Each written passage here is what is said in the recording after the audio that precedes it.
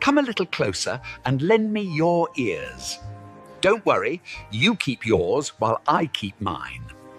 In each episode, we'll dig into the major stories, uncover the truth, and retrieve gems from Yada's blog. We'll discuss what's right, bark about what's wrong, wag our tails at the thrill of discovery, and take you on adventures through the exciting world we live in today. So, fasten your curiosity leash and get ready. Right then, coming to you with another episode of the Yada's Vlog on a Blog. Tomorrow's news, disseminated today. Let's dive in. Let's dive in. Hello, Kevin. It's a pleasure to be doing the vlog on the blog with you once again. It's kind of an innovative show that we have designated and have been pretty consistent in delivering it here over these past few months. We take what is a blog, which you could put together through the feed of either Facebook or an X, for example, and we then talk about what issues that these things bring up, because we live in a world where people don't like to read very much anymore, and where the sound bites that are attached to very often thoughtless statements, they actually prompt a discussion which I think is quite interesting, informative, useful, pertinent. And so that's what we use the vlog on the blog for. And we'll just go through a whole host of subjects as they came up in social media feeds, so that we can generate some benefit from what is otherwise a horrible swamp of human expression. The first here is that Katz, defense minister for Israel, says that Israel is militarily ordered, or Israel's military is ordered to prepare independent Iran strike plan, Katz says. Now, dumb. I mean, Israel, how many times do you have to be played before you go, ugh? I mean, you were checkmated. You wanted this war with Iran. You wanted a war with Hezbollah. You wanted to destroy Gaza. You were played into the war of destroying Gaza, to your destruction, to your demise, to suicide, because of what you did. By destroying Gaza, you have been relegated to the scrap heap of nations. And then you lost in Iran in a war that you had a 0% chance of succeeding in. Zero. And you were played to get into that war. I mean, this is what is so stupid about Israel. You were played for that war. They wanted you to attack them. Why did they want you to attack them? Because the regime of Iran was so unpopular, because it was so ineffective economically, and the economy was in such disaster that it would have imploded, because their currency was imploding, because there were no jobs. Ultimately, the whole thing comes crashing down, and it would have happened. But what Iran did is realize that if there's an external boogeyman, that people rally around the government, and they no longer take the time to blame the government. They look at, well, that's the country that's bombing us. That's the real enemy. We will galvanize around our culture, our community, our country to stare them down. And so you solidified Israel, the very thing you claimed to be trying to cause. And you were played into it, and it was stupid. And here you are now, doubling down after you were checkmated. What Iran did in the surrender document of Donald Trump was checkmate you. So that you were isolated from the agreement, you were completely left out, and you are now abandoned.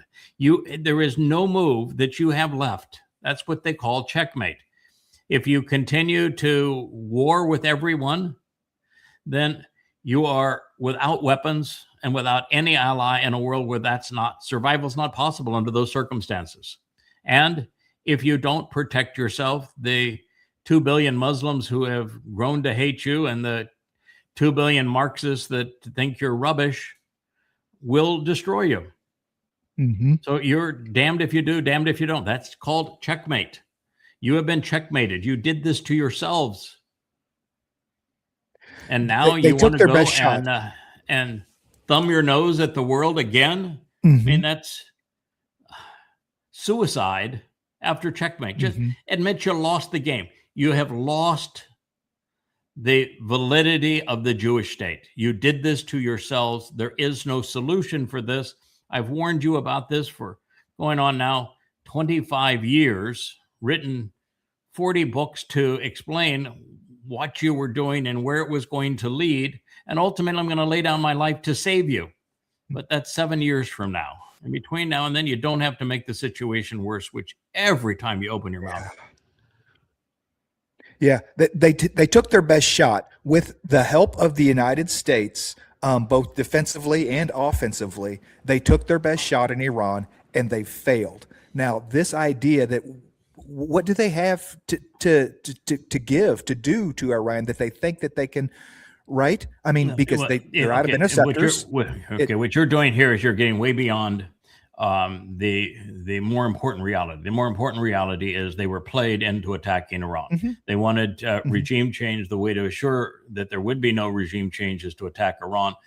Israel did exactly the wrong thing. Second, Israel chose a partner that their prophets say is Rahab, that he is Satan incarnate, that he is the great betrayer. And so you didn't even bother to consider your own prophets. That's really, really stupid. So stupid one, stupid two. You had no chance in regime change, and you got exactly the opposite result. And number two, you chose to partner with Satan incarnate, Rahab, the great betrayer, who specifically, the prophet says, betrays Israel, and specifically at this time, 7 years before the return. So that's all true. Now, the other thing that's true that you bring up is that you have to be insane when you continue to do the same thing and you expect a different result. Israel has now attacked Iran twice and lost both times. And the loss is catastrophic. This time in particular, the loss is overwhelming and catastrophic. You have galvanized Russia and China against you. You've taken America, which was your only ally, and galvanized America against you. You've turned all of Europe against you. And you strengthened Iran's hands so that it's the hegemon now of the region. And you have proven that you're a patsy that's easily played. Yeah. So the only way out now is everything to that you clean try to house. do. They need to clean they house need with the government. Yeah, the entire government. And the Haredi. I mean, I'm talking Hezekiah moment. Now's the time. I think that there's only one choice with the Haredi. We have a post here, and I'll just go ahead and talk about it. We may not get to it. That Netanyahu is now saying what Israel needs is a consensus government, a united government, and that's not possible in Israel because the liberals, the Marxists in Tel Aviv are way too far out of touch with reality to be able to relate to. And the Haredi are nothing but parasites. And so you're never going to get a consensus government in Israel. It's way too late. And no one would trust Netanyahu in a consensus government anyway, because he's shown to be completely untrustworthy. So that's not possible. So you're not going to save Israel by a unity government. You're not going to save Israel by a new government. You've been checkmated. It's time to admit this is where you are, because if you were to admit this is where you are, that you have destroyed the Jewish state, that it cannot stand, it's done. You've done this to yourself. It's over. Checkmate's over. The game's over. There's nothing, there are no more moves left. When you can admit this, Israel, and deal with that reality and return to Yahweh, then there's hope for you. And to return to Yahweh, you have to disassociate from the Haredi. Now, my suggestion with the Haredi, since the world seems to think there was a genocide in Gaza, even though the population is the same, give the population a little boost in Gaza. Move the Haredi into Gaza. I think it's perfect. I just move the entire Haredi community into Gaza. There you go. Yeah. It's got a beach. And they're so convinced that they're saving Israel by their their studies of the Talmud. See how well it works out for them. Mm-hmm. You know, it's perfect test. Put their money where their mouth is. Absolutely. Put their money where their mouth is. Yep. And I think that the first move I would make. But that says there's no saving Israel at this point. There will be a remnant who will be spared at the end, but that remnant will have no one who is religious, no one who is political, no one who's conspiratorial who can be part of that remnant. And the guy that actually serves in that messianic role, he is not the Messiah, but he serves in the role of saving Israel, is a goy. Read your prophets. Figure out who the Nakar is. I mean, Ruth knew. How come you don't know? Yeah. Moshe knew. Okay. How come you don't know? Yeshaya knew. Solomon knew. Why don't you know? They all knew.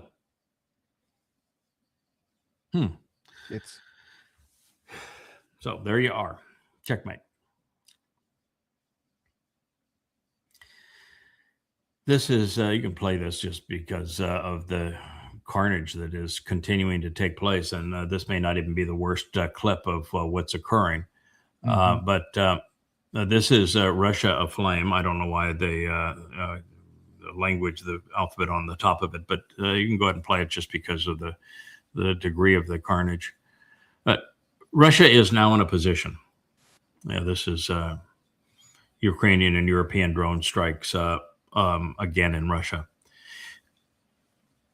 Russia's in the position where if they continue to be a target for Ukraine and Europe, and that their role is to absorb punches and have no response, no red line, and just allow Ukraine and Europe to up the ante, then Russia cannot survive that.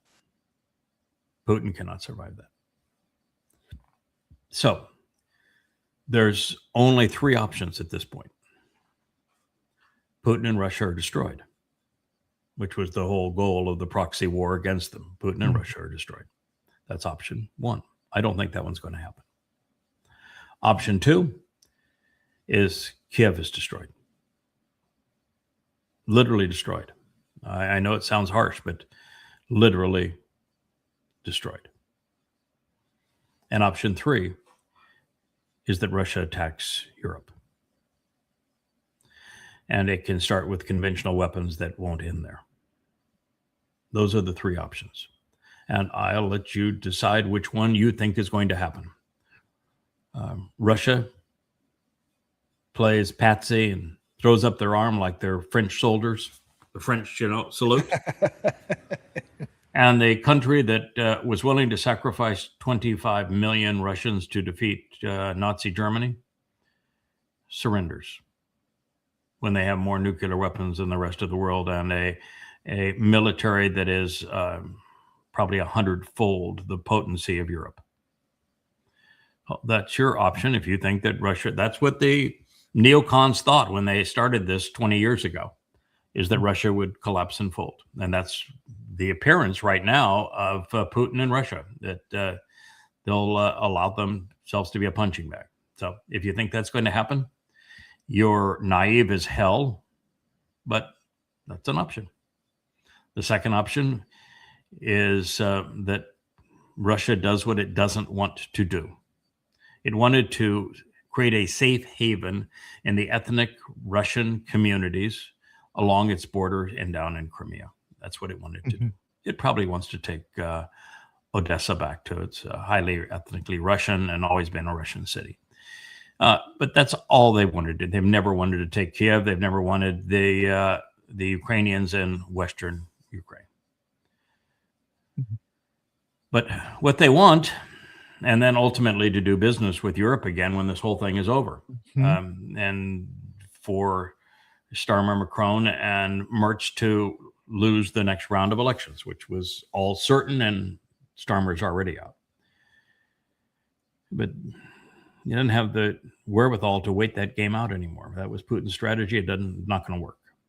So he can either destroy Kiev so that there is no fight left and there is surrender, because there's no negotiation on this war. or he attacks Europe for making it possible for Ukraine to attack Russia. And those are the only three options. And take your pick. It's going to be one of those three. Yeah. I don't know if you've seen the interview, Scott Ritter, who we kind of watch from time to time here, went to the economic conference in St. Petersburg this year. And he was a speaker on one of the panels, and they were talking about Europe, and he drew an Atticus Finch quote that, whenever there's the rabid dog in the street, you shoot the rabid dog. He said, Europe is the rabid dog. The EU is the rabid dog, and people's mouths just gaped open in Moscow that they, that there was an American that would be saying this, and a Westerner. He said that EU is just going to continue and continue and continue to attack Russia through this proxy. Yeah, I will say that Scott Ritter, while he says many things that are bright, he says some things that are really dumb. Scott Ritter is not an independent arbitrator anymore. He loves Russia. Yeah. He was an American soldier, and he lost his respect for America sometime after I did, when he was a arms inspector in Iraq. And he realized that everything America had said at the highest levels was a lie. There was no weapons of mass destruction. And he also recognized that the whole Iraq war was a lie, that every building that America bombed was abandoned, and that everything that the Iraqis were trying to protect was concealed. He said, so our intelligence community and our propaganda on that war, every bit of it, all the way up to the President of the United States, was a complete lie. And so somewhere along there is when he lost his zeal, even as a soldier for America. He would still consider himself an American, but he knows he can't trust the government. And he's righteous in that regard. He has done something that is natural. If you study the Ukraine war with Russia, and you realize how disingenuous the United States has been, that the United States planned this war going back 20 years ago and did everything. Regime change at gunpoint, with the CIA opposing a new government. 3 years before the war, having two senators, John McCain and Lindsey Graham, on videotape telling the Ukrainians, your war is our war. You go and attack Russians and we'll supply all the weapons that you need and continue to have your back, and go kill some Russians. And we lied about NATO. Russia gave up East Germany and East Berlin to unify Germany under the promise that NATO would never expand closer to its borders, and it's expanded 20 times, all closer to its borders. This was a deliberate proxy war by the United States to weaken and dissect Russia, so that the industrial complex in America, the military industrial complex and bankers and the like, could divvy it up and have access to the resources and control Russia. If you're a moral person and you know that's happening, you're going to be opposed to the United States and their deliberate bit of piracy, knowing that 2 million people have died for your thievery. Lindsey Graham, your soul is going to rot in hell. And you have a tendency to root for the person who has been abused. That's what's happened to the entire world relative to United States and Israel attacking Iran and Iran's response. That is the Iranian regime is a horrible regime, the way it treats women and its own people. And yet the world is more sympathetic to Iran than it is to either Israel or the United States. And in the case of the very few people that understand the history of the Ukraine propagandist proxy war, you end up in the same place, and that's where Scott Ritter is. So that explains some of Scott Ritter's mentality. And Scott Ritter is hugely respected in Russia. And he has access to everybody of any position in Russia and talks to them regularly. So he knows what's happening. I think he's a reasonably honest reporter in this regard, but he is no longer an unbiased source. He wants Russia to win, and he wants Russia to smack Europe. And my view is that while it's impossible to be knowledgeable on this situation and not favor Russia over Europe, impossible, and favor Russia over what I think is the most despicable nation in Europe, which is the Ukraine, and what they have done in their pogroms, how they were worse than the Nazis, and how anti-Semitic they are, and how much of a nation of thieves it has been for so very long. Therefore, my job is to tell you what's coming. I've told you there's 3 outcomes, and I can tell you that the first outcome is not going to occur. Russia is not going to put their hands up and surrender. So it means either that what Zelensky has done here and Europe has done is to destroy what's left of Ukraine, because that's how Russia responds, or they bring the war into Europe. They want the war because they're politically unpopular, and wars make politicians popular. So that's they're looking for the war. The same reason that the Iranians wanted the war with the United States and Israel. They want the war. They threw in the Israeli clause because they knew that this would mean constant war, because they fund and they control Hezbollah, and they told Hezbollah, you keep killing, you keep sending the rockets, which means Israel was going to continue to respond, which means United States and Israel would separate and Israel would be completely isolated. But they also knew that with that war, Iranians would rally around them. So this is what Europe is playing by continuing to attack Russia until Russia finally attacks them. Yeah, I think it's going to be 2 and then 3. I think that Kiev, it just gets absolutely flattened, bombed to oblivion, and then they double down and continue on, and Putin decides we have to strike, the manufacturing facilities, whatever that are inside of Europe. But think of this, and this is Putin's dilemma. Putin has actually been the greatest restraint on world war. If he does to Kiev what Israel did to Gaza, even playing by the rules, he would tell the Ukrainians a week before, get out of there, we're going to destroy the place, which he already did the international community. Russia carpet bombs Ukraine. Russia never returns to the family of nations. Never. So he knows that. I mean, he's in a terrible spot. He knows that if he responds and does what he has to do, that he has isolated Russia so that Russia has to be partners with other nations like China, and puts him in a very vulnerable position with China. And if he attacks Europe, Europe will try to escalate. They have no means to escalate. They have no air defenses. They have no military to speak of. And so, but Europe will try to respond and be aggressive about it. And it will likely have to go to phase 2, which is nuclear. And if it does, we're staring down the throat of World War III, the obliteration of the Northern Hemisphere. So it's a really tough call. I wouldn't want to be Putin in this case. And I would have taken a different stance than he did. I would have much earlier with the red line, say, if you do this, been very clear to everybody, every citizen of Europe.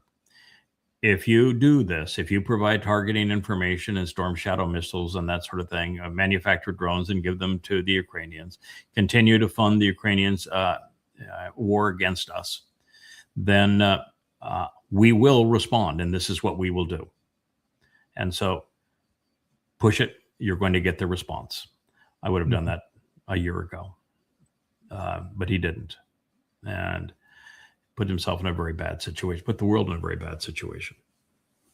Yeah, I don't see a piecemeal nuclear solution whatsoever. Absolutely no one, with everyone having nukes, absolutely no one just, hey, I'm just going to drop one and destroy Kiev with a nuke. That, I mean, once one goes off, everybody's all in, because it's a use it or lose it proposition. Actually, I think Russia could. I'm not suggesting they should, but I think Russia could destroy Kiev with a nuclear attack without Europe responding with nukes, or definitely the United States is not going to respond. So that is actually possible. I don't think they could respond. I think if they hit Europe with nukes, then you're in a position where Europe has to decide, do we survive or do we take out the world? Because that's the only choice at that point. And at that point, I'm not sure what they would do. Would they choose survival or destruction of the world? But that would be their call. Yeah. And they would have brought that choice on themselves. A European civilian population would take it on the chin and survive. I don't know about their leadership. An American when you listen to population Ursula and leadership would be all in. Yeah. When you listen to Ursula, you listen to Merz, you listen to Macron, you listen to Starmer. I would agree with Scott Ritter. It's a rabid dog. I would agree. I think that's what it is. It's a rabid dog. If you deal with the people, I think, unfortunately, the younger generations have become quite Marxist, quite unaware of reality. I'm not sure they would make an intelligent decision, but I do know that universally they are overwhelmingly anti-war with Russia. They do not want to do this. They want to do business with Russia and go back to cheap energy and build their economies, which are falling apart. But anyway, it's a very interesting situation. We have reported for the last month that these are the three options. And we had Russia warn all foreigners to get out of Kiev, which is part of international law. You have to give, I don't know if it's 1 week or 1 month, but it's been about a month since that time. There's going to be one of those three outcomes. Yeah.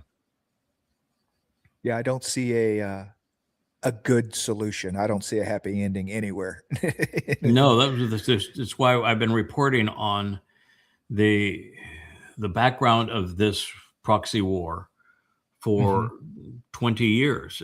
When the International Monetary Fund tried to intervene back in the days I was doing Shattering Myths, the syndicated radio show, I explained what their motivation was, what it would lead to, why it was a horrible decision, and that ultimately we would go from losing a couple of billions to $100 billions a year. And this was all for control over Ukraine. And that was a tragic mistake. So I've been covering this for 20 years. I remember about 7 or 8 years ago, after having been outspoken on this proxy war being deployed by the United States and then lied by the CIA and the media and everybody else, so that 80% of Americans think that Russia is the aggressor when it's the United States. And just lamenting as to how easy it is to fool people that claim to be educated. 80% of Americans think that Russia is the aggressor when it's the United States, and the evidence is overwhelming. And so you wonder, why are people so stupid? And it was a similar situation with Iran, where all the talking heads, including your pal Scott Ritter, said that Iran was not making a nuclear bomb, that their enrichment of uranium was for civilian purposes, and no, it's not true. You don't enrich uranium above 5% for civilian purposes. So no, they were putting themselves in a position where they could make a bomb, and that's the only reason they were doing it. And you have to start by telling the truth. That is the reason they were doing it. Whether they're going to finish the bomb or just have themselves in a position where within a week's time they could have as many bombs as they wanted, that's a different story. But they were refining the uranium for a bomb. Yeah. Period. End of conversation. There's nothing else. And you're just stunned that people who claim to be smart could make such stupid decisions. But we've been on these issues now for over a decade, in some cases 2 decades. And it's astonishing that so many people are so easily deceived. Well, I think part of it is what we're going to hear in this. This woman is an absolute idiot. She will begin by saying that math is rational. No, math's not a source of reason or rational. It's a closed system. It's a tool, but its purpose is not to be rational. As a matter of fact, when you get into math, one of the things you learn is there are irrational numbers, and that calculus, which is the level of math that is really required to accomplish anything significant as a mathematician, is the math of Beth guesses. So it's not an exact anything. So no, that isn't who you are. If that's how you define yourself, you don't know what you're doing if you define yourself. Then she will, and we'll listen to her. She defines God under religious terms. And then she says that kind of God would do this kind of thing. So she is dictating her view of what God had to be. And then she's saying, but there's this other thing. So that God cannot exist. So now I'm not religious anymore. We're going to listen to it, and I'm going to respond to it. But I want to tell you that when we have a culture that not only is this stupid, this irrational, this inability, to have this degree of an inability to think, and you're still promoting irrational concepts like this, and not just doing it, not just believing them, but out there promoting them. I mean, this is the Institute of Art and Ideas, and she is out promoting her ignorance, and people believe it. What a shame. So go ahead and play what she had to say. Logical reasoning, the kind of reasoning that we use in mathematics, I think has a lot to be said for it. It's objective, it's truth conducive, it's universal, but it doesn't get us very far. And I'll give an example of why this is in a moment. I grew up very religious, and at a certain point, I was presented with what's known as the problem of evil. And the problem of evil is just the point that the following 3 claims are inconsistent. Claim 1, there's an all-powerful, all-knowing, benevolent God. Claim 2, an all-powerful, all-knowing God would prevent extraordinary amounts of suffering. Claim 3, there are extraordinary amounts of suffering. You can't believe all 3 things at once, and logic tells you that. So when I was struck by this and some related problems, I ended up abandoning my religious beliefs. I stopped believing in God. My brother, equally logical, equally reasonable, equally aware of the inconsistency here, remained religious and instead gave up one of the other propositions. He gave up the belief that an all-powerful God would prevent suffering. Okay? So you might think, okay, I resisted the crowd because I kind of left the belief system I grew up with. He stayed within it and rationalized it. But from a logical perspective, it's perfectly symmetric. All logic can ever do, really, is point to an inconsistency in our belief system. And then what we do with that inconsistency is very much going to be up to us. Okay. When I say that there is no hope for Gen Z, and the millennials are as every bit as dumbed down, this is the consequence of that. They really do not understand the rules of logic. They don't understand rhetoric. They don't understand logic. They don't understand the purpose of it. And to begin, mathematics is not an expression of reason. It's a closed system. There are defined axioms within that closed system. Math can be actually used to reason. It can be used as a tool to reason, the exact opposite of what she said. And the reason it can be used as a tool to reason is that when I was in college, there were courses that I absolutely loved. Probability and statistical analysis. And what you do with probability and statistical analysis is you look at a series of events and you deduce, is there a common denominator here? And what is the highest likelihood of getting from here to there? What is the best explanation to get here from there? And so you're using probability and you're using statistical analysis. I do it every day. That's my filters. I hear news stories. I will apply that approach. And it's a very mathematical approach to thinking. So math is actually a tool to do the very thing she says it won't do. Mhm.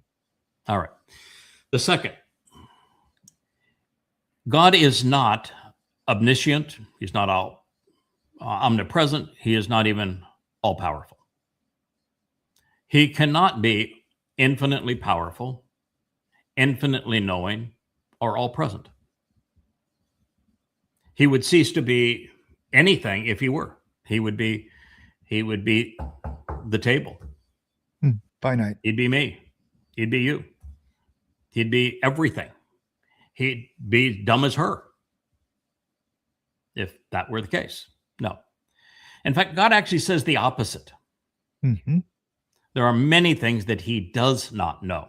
And he actually describes it with purpose when there is something that is occurring that has been brought to his attention, where he says, I sought to know whether or not that were true, which is an absolute admission that he is not all-knowing.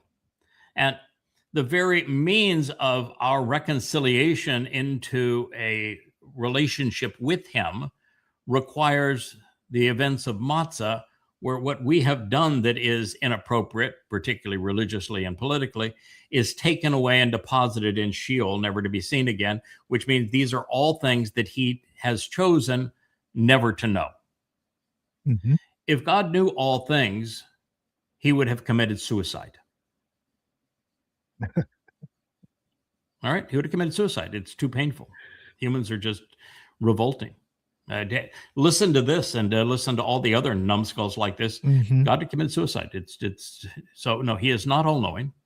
He is not all present, because that would be make him so common. He would be the universe, and he is not all powerful. There is no such thing as all powerful. Even not only is he not all powerful, there is no such thing as all powerful. God is a 7-dimensional construct. We know this because the universe with dark energy and dark matter, which we just call these names because we don't know what they are, and with time, these are all dimensions, and they're dimensions beyond the 3 that we operate within and that we perceive. To have created a 6-dimensional universe, he has to be 7-dimensional. Mm-hmm. A 6-dimensional or 7-dimensional being cannot enter a 6-dimensional, much less our 3-dimensional world. It's impossible. So God cannot be here. Possible. And God's very clear. He says, I am not here. Mm-hmm. I'm there. He's in the 7th dimension. He makes it exceedingly clear that he is not here. Can he occasionally project either his nephesh via an avatar, or his set-apart spirit, his Ruach Kodesh, and use words or energy to project some aspect of his nature in our world? Yes. But can all of God enter our world? Impossible. Mm-hmm. So he is, and he makes it very clear, he is not here, he's there. In fact, he says, listen, I'm going back to Shamayim, to heaven, and I'm going to hang here until you all decide that you're going to return to me, and then I'll return to you. But between now and then, I'm checking out. Just enough of this already. I'm tired of it. Yeah. So the preface of it is completely wrong. She has described a religious God that was created by men who were as thoughtful as she is. Mm-hmm. All right. Second point. That a all-powerful, all-knowing, benevolent deity. Now, by the way, why did they? What is the reason that they would project any one of those attributes on? Is it her job to define who God is? Mm-hmm. I don't think so. God actually says he hates. He says he hates more often than he loves. He says he's angry, regrets, disappointed, regrets humankind. And making this, I can see why he'd regret that. I mean, somebody that's spitting in his face, that has created a hypothetical that is grossly inaccurate of him, and claims that she can do away with God because of her stupidity. And that would be exceedingly frustrating. Righteous indignation would boil over at this kind of thing. But let's just, beyond her errant depiction of God. All right, we'd all say that having a child, a miscarriage for a woman, what a tragedy for that unborn child and for the woman. You've got to stop that, right? If you're going to be benevolent God that's in charge of everything, you're going to stop that, right? There'd be no miscarriages. There would be none, and there'd be no infant mortality, none. But what about the 2-year-old that dies? Well, that, of course, that's not fair. So you can't allow the 2-year-old to die. What about 20-year-old? What about a 20-year-old that's doing drugs and is so stoned out of their mind they step out in front of a truck? You're going to say, nope, you can't do the drugs so that you won't put yourself in that position. I'm going to preclude you from being able to drink or do drugs. Or what about the 200-year-old? Because, we're not going to have any pain and suffering. So why would it be fair to end the life of a 200-year-old? Why would I ever have a cold? Why would I ever snuffle? Why would my eyes need glasses?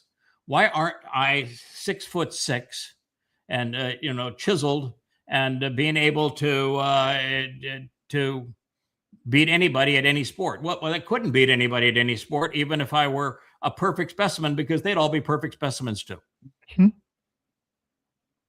Why do I have dark brown hair when that other people prefer blondes? Well, that's not fair, right? She doesn't understand the garden. Yeah, she doesn't understand the garden. Well, what are your conditions for imposing no pain in a world? Where do you go?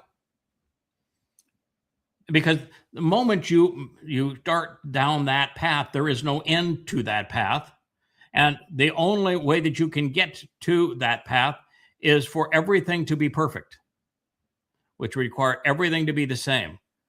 Which, if you've ever seen the Twilight Zone episode on the fellow that went to hell and everything, every day is sunshine. His wife loves him, his kids love him, his dog loves him, and he wins the lottery every day. And after a while, he goes from, oh my, this is really this is not any fun anymore. This is really miserable. And he says, why do you think you're in heaven? You're in hell.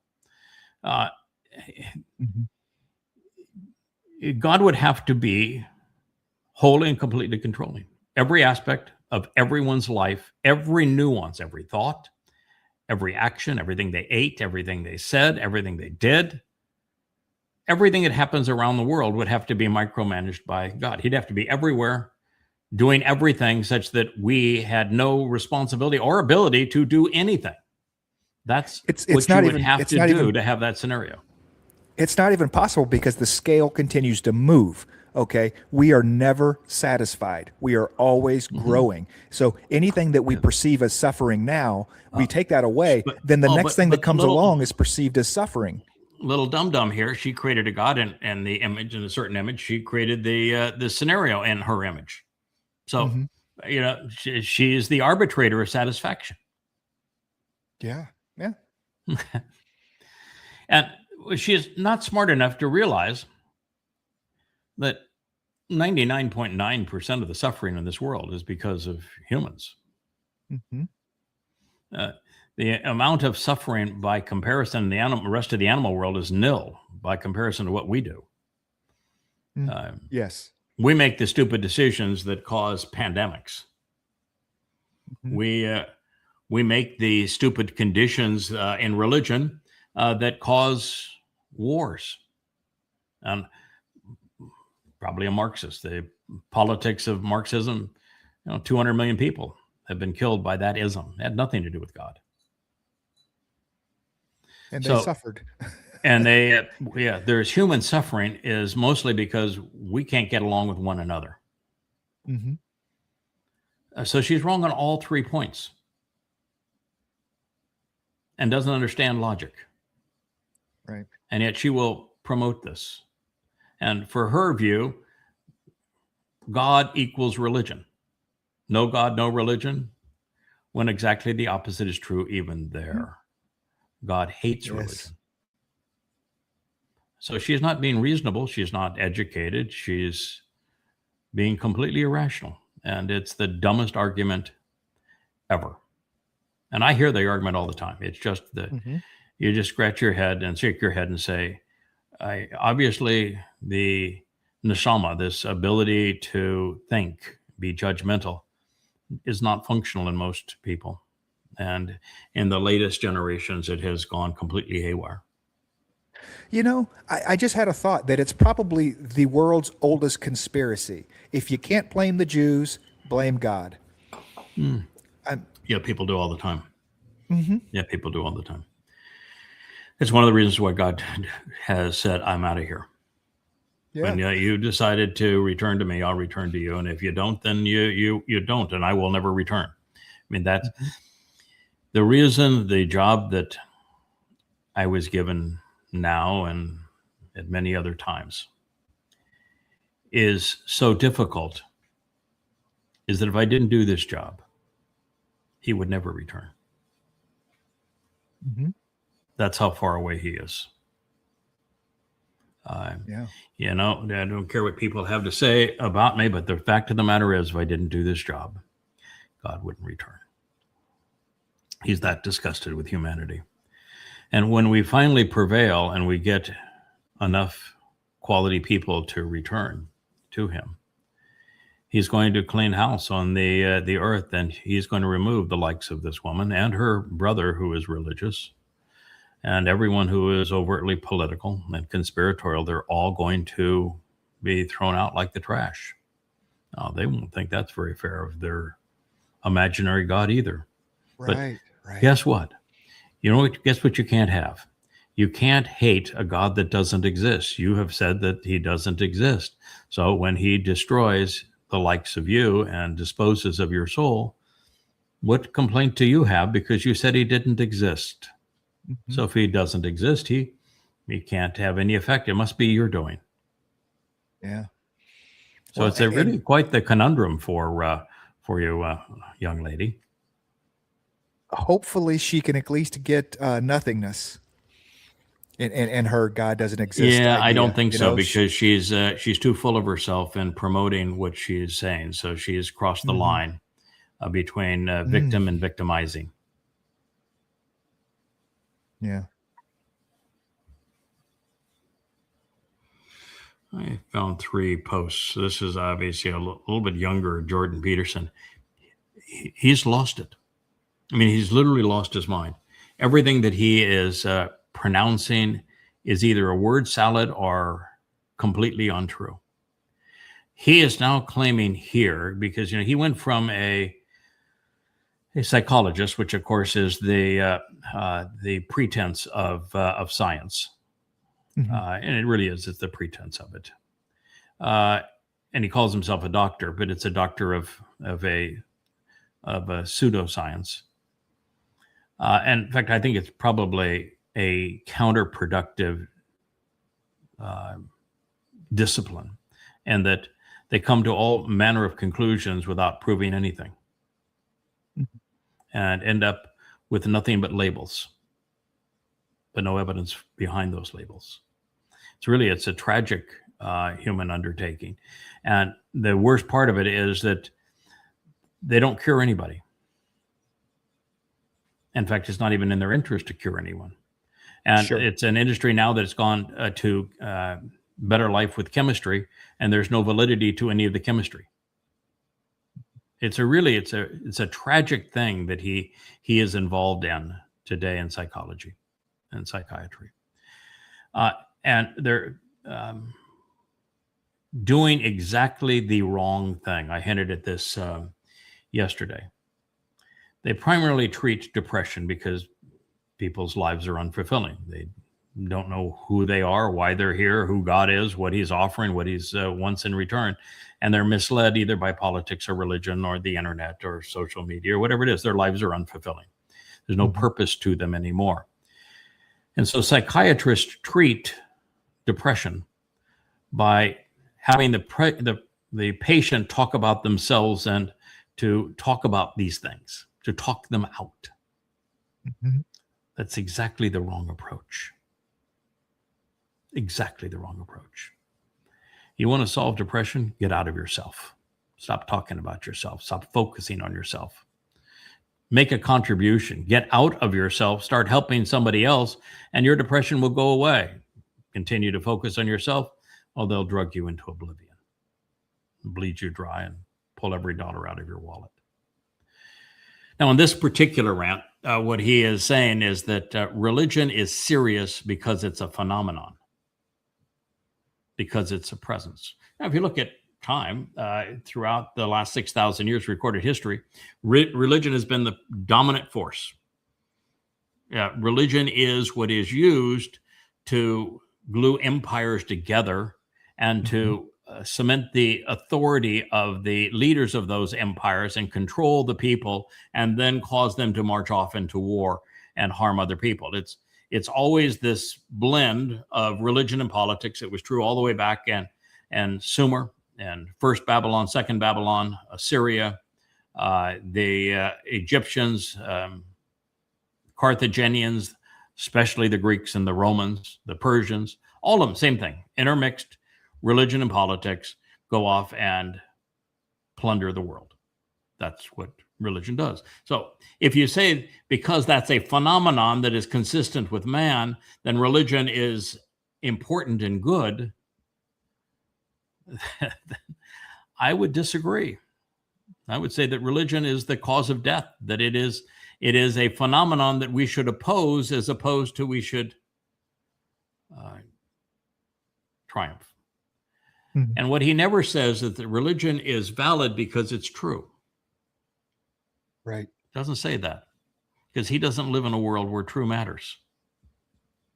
He doesn't say that religion is true because it's an accurate depiction of God. In fact, in his scenario, God doesn't matter. And clearly, logic doesn't matter. You can play the clip. When I look at the stories in the Bible, I would say, in some sense, with a beginner's mind. It's a mystery, this book, how the hell it was made, why we preserved it, how it happened to motivate an entire culture for 2,000 years and to transform the world. Like, what's going on? How did that happen? It's by no means obvious. And one of the things that bothers me about casual critics of religion is that they don't take the phenomena seriously, and it's a serious phenomenon. The critics of religion don't take the phenomenon seriously. Likewise, I held up too.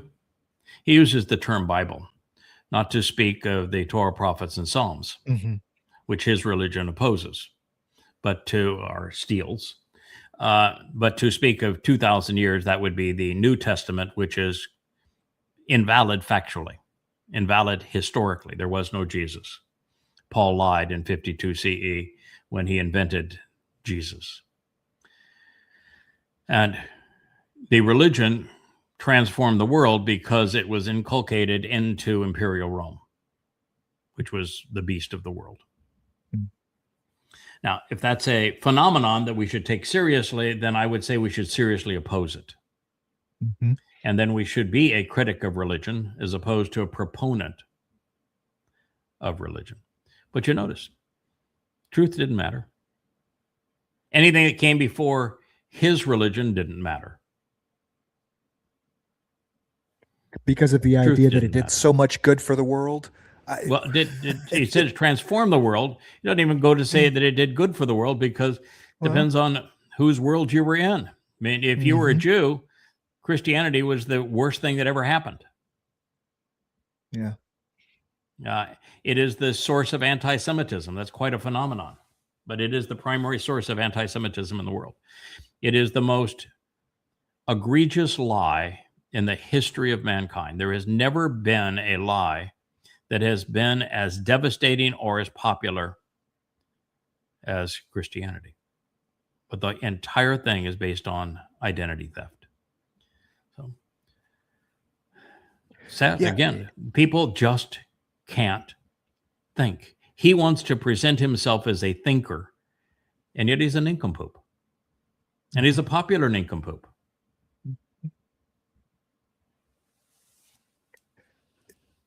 Do you you want to do the talkies, or do you want to do a couple more of these? Let's go do What do you one think? more these, Okay. then we'll do the talking books. This is a very, very well done AI.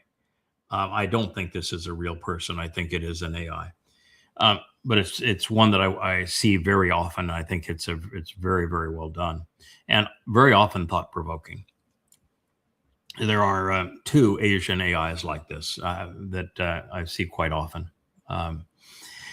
What he is saying is that because of the fact that the dollar has lost its even basis for being, and that there are so many economic balloons. Any one of those balloons pops, it brings down the whole economy. AI is clearly a balloon. It's filled with hot air. The only thing that's propping up the AI, which is the driver of the stock market right now, is hot air. That's it.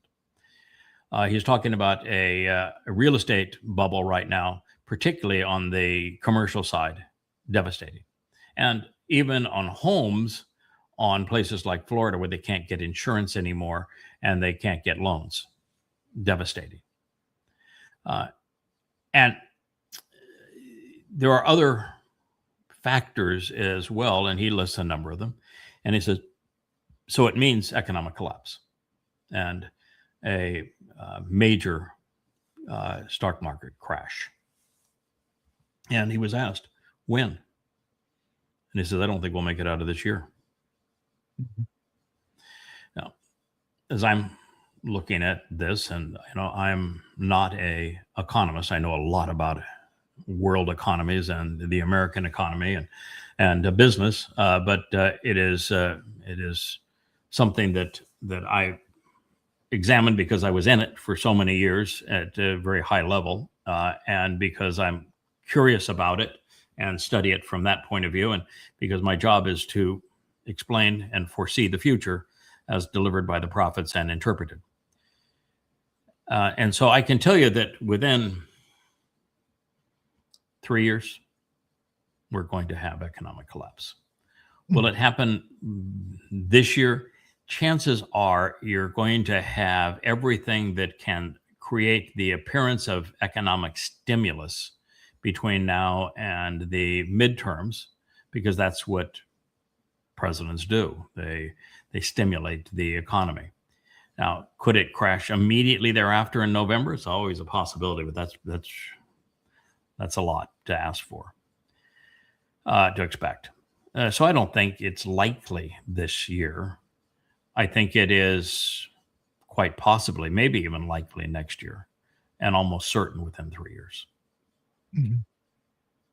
And that collapse can be soft or hard. It could be just the constant degradation of the currency, such that since there is no one to buy bonds anymore, and the petro system has collapsed, the petrodollar, and the reserve currency situation has been so undermined by America, that the only way to create the illusion of being not bankrupt, of being solvent, is to inflate the monetary supply. And when you inflate the monetary supply, what you have is what's happened in the United States since the mid-1950s to today. The value of the dollar has fallen by 98%. Mm-hmm. And so you just continue to erode the value of the currency, which erodes everybody's savings. So you pay for the debt by the erosion of your currency. A friend of mine went to the market today, bought three things, one of which was milk and just basics, and it was $100. It's become prohibitive just to feed your family. And so this is the soft landing, is that you continue to erode the currency, which happened in Britain It's what happened in Germany. It's what happened in Rome. It's happened many times before. The other is you just go to a flat on default, and that's catastrophic when you do a default, and it's not likely in the ego of Americans or any of their presidents to announce a default, because that would mean failed under my watch. And the third is a reset. You go to gold, you go to Bitcoin, you go to a new currency that's an imagined currency, and you go from having assets to having no assets, but also having no loans that need to be paid back. And you sign up for the new currency, and they have total control over you. The reset. One of those three things will happen. I think the likelihood is the third. I would agree. I see a reset. I don't know what the prime driver of it is, but there has to be a crisis. Gold will be the fundamental underlying thing of it. The Bitcoin thing is not materializing the way they anticipated. So as much as the Trumpster and the like want it to be Bitcoin, or some form of that kind of imaginary value, which actually has no intrinsic value.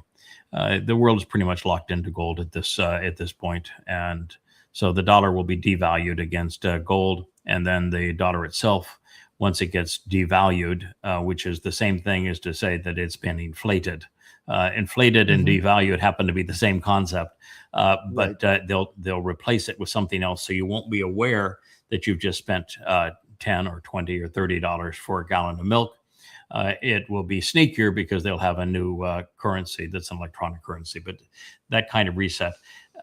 It's easier to pull it off during a time of war. So you can expect war. To impose that in a way that no one will question it, everybody will sign up and go. It has to either be during a pandemic of some sort or worldwide crisis where there's a boogeyman out there. And the easiest for any politician is war. I agree with the boogeyman side of things. What I have a tough time wrapping my head around, at least looking into the future, is enough people getting behind it because there is enough discomfort in their lives, because all of us have a different level of discomfort of what I'm losing, whether it be my house, my health care, whatever these things that are important to us, that gives us that angst that we're going to be okay to move, because we don't move until we're not comfortable. It's not not a concern, my friend. Not a concern. It will be universal, and it will be essentially instant. And the reason it'll be universal and instant is that your currency, your savings, will be zero. They're zeroed out. They're either replaced by the new currency with your allegiance to it, or you have no ability to buy and sell anything. And at this point with AI, they can confiscate anything of yours and will. You either go along or everything you have will be taken. And it is, FDR pulled this trick when he wanted to cover the deficit spending for World War II. And when he wanted to blame the Great Depression on other than himself and his predecessors. So they say, you've got to give up your gold, but it's a patriotic duty. It's a patriotic honor for you to do so. And we're going to pay you fair market price. Well, the fair market price is the U.S. standard price. And the moment the U.S. buys it, the price of gold goes way up. But if you didn't play, you don't now get to sell it at that original price. They just confiscate it from you and you go to jail. No, it's they will take your freedoms away. They will send you to jail. They will, your car and truck won't drive. You won't have any electricity. They'll shut it all down. No, they're in a position with AI now and technology to play very mean. And they'll have zero problem with compliance. Even with the faux threat of COVID-19, almost everybody willingly gave up their livelihoods and their freedom to a hoax. It's not that COVID was a complete hoax. It just means that COVID had about the same mortality as a bad year of the flu, and yet people gave up everything based on a lie that somehow giving up their livelihood and their freedom was going to restrict this virus, and it didn't. But people almost universally did, and this will be far more compelling. Yeah, I'm sorry to tell you, pal, but nothing, and you won't be able to buy seeds to plant. You'll have no electricity. You will have no fuel for your car or truck. Won't be able to buy food. I mean, you can say, "Oh, I got chickens," but after you've eaten the last chicken or the last egg, that's going to be it. No, they'll. Yeah, I think we're out of here before we're put in that position. I think that's part of God's plan. But that's what's going to happen. And no, those who are left are going to have no choice. Interesting concept, because I see this slow downward spiral. I mean, I always had this expectation that there would be that spark, that thing, and it would just take off, and things would happen faster and faster and faster and faster. And then you can look back and say, oh, wow, that's how we got to where we are. And then as I'm living in this time of troubles and before, I'm on this constant edge of where's that spark? Where's that spark? And there's nothing. There's nothing. You're just missing it because you're in it. You're in and if you look at the drain, if there's the swirl, the whirlpool of a drain that's going down, that's where you are. You're in the midst of it, right? And it is happening at a pace that no one even thought possible. But it's like boiling the frog and water. Is that the frog never knows that it reaches the boiling point until they're dead. And the temperature ramps up and it kills them. And that is where we are in the time of trouble. This is why Israel is trying to commit suicide, even though it has already endured checkmate and just doesn't know it, how the combination of October 7th and Gaza and Lebanon and Iran, and then Iran again, and the betrayal by Trump and the Marxists and the Christians and everybody worldwide, all of these things collapsing on them at the same time. They're the stewed frog, and it's being boiled. So it's already a death spiral. Flying airplanes, there are certain airplanes we don't get to stall. Most airplanes, trainer airplanes, you stall to learn how to recover from a stall. But once you get high performance airplanes like the economies we're dealing with now, you don't ever stall them. And the reason you don't stall them is there's no way to recover from a stall. A T-tail airplane, for example, you cannot recover from a stall. You'll go into a knife edge spin and you end up in a death spiral and you don't come out of it. So that's where we are. That's where the world is. The points of ignition along the way will continue. I mean, Trump every day is a tinderbox of ignition. The war with Russia now only having 3 options. There's a source of ignition. The war with Iran is not over. That's a source of ignition. The dollar is crumbling. That's a source of ignition.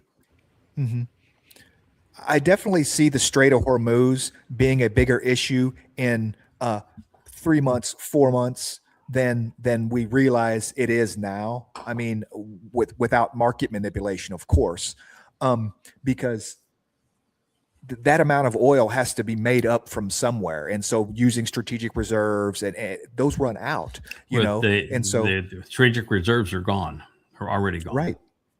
And the shell game of criminal shorts with insider knowledge that's been played to the hilt. We won the war and the war is over and the strait's opening has been echoed so many times that even the dumbest investors can't believe it anymore. Right. No, it's a cooked goose. And the bigger problem was the silent killer. no fertilizer. Mm-hmm. Exactly. Yes. No fertilizer, no crops today, no food. And you look at transportation costs. The reason that milk was $10 for a gallon of milk isn't not the farmer made any more money, the cost of transporting it. Yeah. Yes. So it's already done its damage, and there is no recovering from the damage that it has done, and there's no recovering from the war. So the damage is ongoing. Mm-hmm. And of course, America survives on the petrodollar so that it can spend more than it earns. And now that the petrodollar is done, there's no more, that game is going to collapse. So the signs are all around you. The ignition points are all around you. It's like you're surrounded by the fire, and there's so many flames and so many fires all around that you're saying, well, I'm in a world ablaze. Where's the big fire? Yeah, that's kind of the thing. It's 1,000 points of death. It's right. Death is because we've had 3 generations dumbed down so they can't think. And irrational people are very easy to mislead. We've had the rise of Marxism when it's a delusional and deadly destructive doctrine, and yet it is pervasive in young people today. We've had a rise in Islam as the most destructive and deadliest religion ever conceived by humankind. We've seen an ongoing ability for Christians to promote the biggest hoax in world history, and a religion that has caused the most anti-Semitism in world history. We've seen the world's leading economies weaponize their currency and act belligerently and destroy the very underpinning of their reality, leading to anarchy. We've seen the world arm itself for world war and push itself into the precipice of world war. We've seen us pollute this planet to the point that it's reached a tipping point. We've seen conspiracy grow now where it's the majority of people believe it. We've seen an entity grow called social media that has polluted every nuance of this planet. We've invented a technology that has destroyed people's ability to think and is blurring the lines of reality called AI. That if given enough time, it would be the end of humanity, just it. We've discovered that generations have foregone reading and they have no attention span. So there's no way to reason with them, no way to educate them. How many more ways do you want to die? You've ever seen the program that's on cable TV called 1,000 Ways to Die? Oh, you would like it. You'd like it. I watch it from time to time. 1,000 Ways to Die. Well, that's where we're in. So you're looking for the way when there are 1,000 ways. Right. Yeah, I just would have expected it to happen, but you know what I mean? It's like how much, because it's coming, that it's you're at the end of the tunnel, you see the light at the other end of the tunnel, right? And the train is barely, and you're like just waiting for it to. You're not waiting for it to happen. It has happened. It's past tense. All of these things are in place. Every one of them. Israel has been completely rejected by the world. Israel has committed suicide. It's in checkmate. It has all happened. You're watching the implosion of the world. It's all happened, and it's irreversible. Every bit of it's irreversible. Oh, I agree. I agree that it's the tailspin. There is no pulling out of it. There is no pulling out. It's you're watching the demise of the world over the next 7 years, and by the time we get to the end of it, the only question I've always had is how in the world do you slow the process down enough to get to the world 7 years? How in the world does Trump survive for 7 years? Yeah.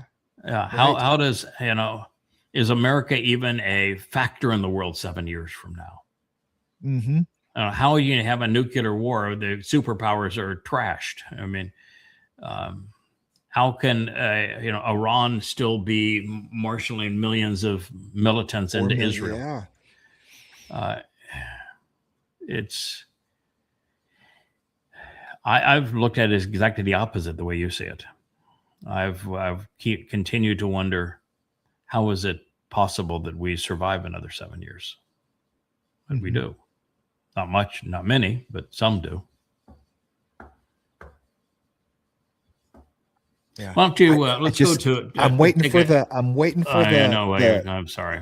To hit the ground and the mushroom cloud. You know, I'm tired of it. Those are going to happen too, but that won't be the end of the world. It's just one more ignition point in the folly.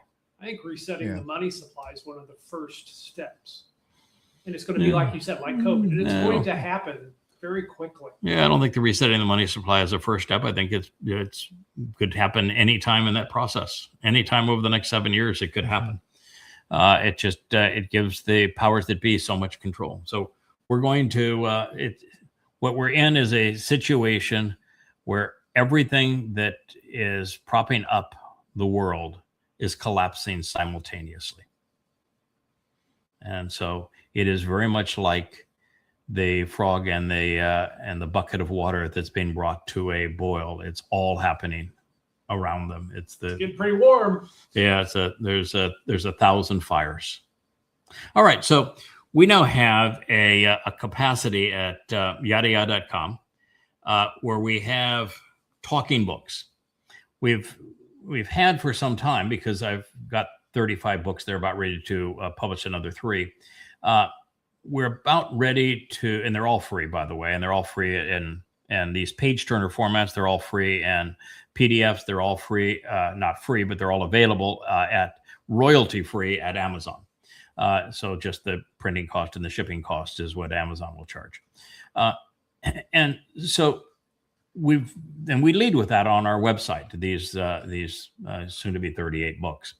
But we have wanted to make the books even more interactive. And the page turner is already pretty interactive. You click the next page, it goes back, it goes forward, all that sort of thing. So you can go back and forth. But the new thing that we've added, if you see the speaker and the go arrow, the play arrow there, is now the books talk, and they talk to you. And so if he clicks that arrow, we'll listen. Chapter 4, Kot Ara, curse. Plagued by whom? In time, we will analyze every word of Galatians, from Shaul's greeting to his handwritten closing statement. But for now, I would like to commence our review of Christendom's foundational treatise at the same place Christians begin their assault on the Torah, and that occurs in Galatians 3, verses 10 through 14. We will begin with the King James Version and the New Living Translation. Their depictions of these passages, juxtaposed against a literal rendering of the earliest manuscript of Shaul's letter, should suffice as evidence. Reason dictates that if the following KJV and NLT translations are accurate and the inspiration behind them is valid, then the Torah is God's way of cursing humankind, not saving us. And if this is true, Yahweh, Moshe, and Dode are liars, as am I. The King James reads, For as many as are of the works of the law are under the curse. For it is written, Cursed is every one that continueth not in all things which are written in the book of the law to do them. More clearly presented, albeit less aligned with the Greek text, the New Living Translation published. But those who depend on the law to make them right with God are under his curse. For the scriptures say, Cursed is everyone who does not observe and obey all the commands that are written in God's book of the law. If they are correct, God's word is God's curse. According to the most scholarly and respected resource, the Nestle Aland Greek New Testament, 27th edition, with McReynolds English Interlinear, the statement Paul wrote actually conveys. For as many as from works of law they are under curse they are. It has been written for, not applicable, curse on all who not stay in all the things having been written in the small book of the law to do them. Based on the words Shaul selected, the following is a more complete and accurate depiction of his pronouncement. This is my own translation, one derived from the oldest surviving Greek manuscripts. Because to the degree that... Pack it up. Pack it up. Give Joe the Ruth material. Pack it up, and let's go on vacation. Let's go on vacation, baby. We can set this sucker to play, and Luminaries, it does itself. It does itself. It is. There's nothing ever that is as powerful as this. You get to read it, so your eyes get to see it. You get to see the amplification, and you can even pause it and then copy and paste the word into your search engine and verify the translation. This reinforcement of not only reading it and having the book turn for you. See, it automatically turned the page, and have that book turn for you, or you can click on the next page and it'll turn the page automatically, and the voice will catch up to where you are. But to have then it read to you, and to have multiple voices in there, and one of them is a clone of my voice, but also the Christians that are reading the New Testament. We got Derek Falwell in there, and we got Billy Graham, and we're going to have some other guest voices that are going to be reading the Christian New Testament. And this is, a series of 5 books called Twistianity. It proves that the Christian New Testament is invalid, and that Jesus never existed, and that he's nothing but a crude counterfeit. And it proves it overwhelmingly, undeniably. But what a marvelous tool. And we've got one more wrinkle to add to it. And that is over on the first page. You're looking at 3 pages here. You're reading and you're focused on it. You notice that there was even a yellow highlight on the paragraph that was the AI voice was reading. So we're going to put on the left page there an oval, very much like what you're looking at either the two of us. But it's going to be an avatar that's lips are going to move as the avatar speaks these words. So you'll have the avatar speaking the words. You'll be able to hear the whole thing. And these are his quite literally talking books that are real page turners. It is a phenomenon. And it is, well, people have done certain aspects of some of these things previously. By the way, if you click on those 3 lines, if you look up there where the menorah is, and you click on the 3 lines next to the menorah up there, you'll see the table of contents disappear. So go to the far left. There you go. Oh, yeah, okay. Yeah, you just get a little cleaner look when you do that. And when it has the avatar talking to you, and it talks to you, and it has multiple voices, and the presenter of this and my voice is the person who wrote all of it, did all of the research, wrote all of these books, all 38 of them, with his own translations, and also validating it with other translations. It's going to be the most extraordinary tool ever. And it is always difficult when you have a lot of material, and we're talking about 30,000 pages, to use AI, because it loses focus. It can do 2 or 3 sentences at a time, and then it loses focus and it drops everything and becomes totally annoying. So to take 30,000 pages of material and to do this with them is something no one has ever attempted before. To integrate the written and spoken word together is something no one has ever attempted before. To integrate multiple voices into the AI is something no one has ever attempted before. And then we have a whole vocabulary that's important for people to know, particularly when we talk about Yahweh and what matters to him, that AIs don't have any clue how to pronounce, and it's very challenging. We have about 8,000 words that we're training the AI to pronounce.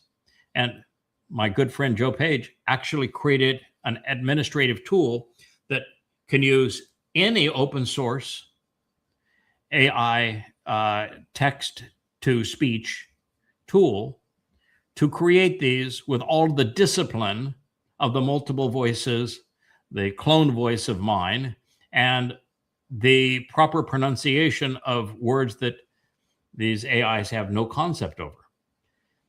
The only thing we can't get it to do, and I don't think we'll ever be able to get it to do, but that's going to be okay, is that a human who is aware of what they're saying, and that what they're saying is meaningful to them, can read forward in every paragraph beyond where they are. And they will use inflection and pauses, and they will modulate their voice such that not only is it more interesting to hear, but the inflection is appropriate for every sentence, every word, and every thought. It's a very difficult thing to do, but you can train yourself to do that. There is no way to train an AI because AIs don't actually think. They're not actually intelligent. So they cannot reflect on the material and create a interaction with the material that is as credible as a human voice that is not just reading it, but knows it, cares about it, and is devoted to sharing it with other people. So these are the most important books ever written. They will completely destroy Christianity and prove emphatically that the whole myth of Christ is a lie. Do the same thing with Islam and prove that Allah is Satan and that Muhammad was the worst man who ever lived. And it does so using a method of logical comparison and reasoning that they are absolutely refutable because they're all being destroyed based upon their own words. So, my review of Islam based upon, there we go, 5 volumes. This is one of 5. They're 825 pages apiece. The only sources I cite and I document are the Islamic sources. I cover the entire Quran in 6 different translations, and one of them being my own. And I cover all the hadith, and I put the Quran in chronological order and into the context of Muhammad's life using the hadith so it can be understood as never before. And I did the same thing on Christianity with the New Testament, completely obliterated its credibility. And I didn't leave either the Muslim or the Christian without a God, because I introduced them to the real God based upon my own translations and a thorough understanding of the Torah, prophets, and Psalms beyond what anyone has ever even dared to conceive, with maybe in the range of 10,000 profound insights that were previously unheralded and yet all proven. So it's the most extraordinary work in the world, not only today, but, well, since the last of the prophets. And it's all free. And now there are talking books that are real page turners, and soon avatars. But that site is so rich with its timeline, with the blog, with the vlog, with the basics. Soon the family, where everybody in the family who is producing these kind of presentations now and talking about their own lives and their own understanding is so very rich with that kind of content. This is and a whole. We replicated, and I think we improved on both X and Facebook in terms of personal interpersonal communication on the site as well. A much better environment for posting and commenting and interacting with one another than exists in those places. And we removed the sewer from it. Yada.com is the most extraordinary website, I think, in the world. And it is very quickly becoming even more extraordinary. So we thank Joe for doing that. Leah played a real important role in it too. And even the music there, there's 120 some odd songs, and they'll grab you right there and won't let you go. They're powerful. It's a pretty amazing place. I can just imagine Leia's pretty excited for an avatar of herself, so she doesn't have to be on camera for the Shabbat show, right? She can just have an avatar that sits in the chair over there. Well, the problem now, of course, is that we have come with through Ruth with a whole new title, one that we did not expect, but the Naked Nabi. And Nabi. So I'm not sure Leia's going to go for the Naked Nabi, but that she is one of the 2 Naked Nabis. And it is a most, I began this 25 years ago. And when I devoted my life to doing what God had asked me to do, the one thing I never did is I never asked God for a sign. I thought it was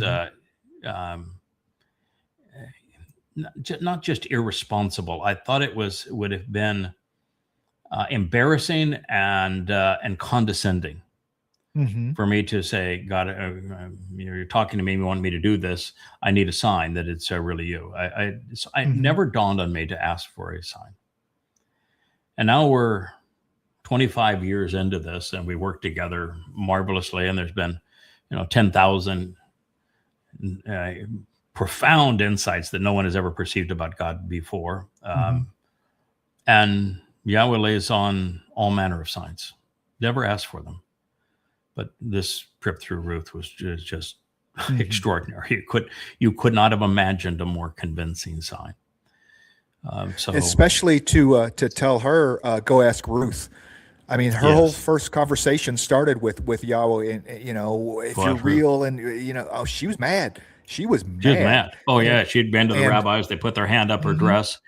She had been to the yogis and the great spiritual leaders in India and spent time with the leaders of them. She had run NGOs in Haiti and knew all of the witch doctors and voodoo doctors.